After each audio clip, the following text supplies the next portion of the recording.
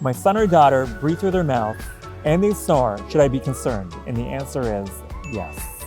And these are possible indications of sleep apnea, where the patient or child is not getting the correct airway and enough of it through the right pathways.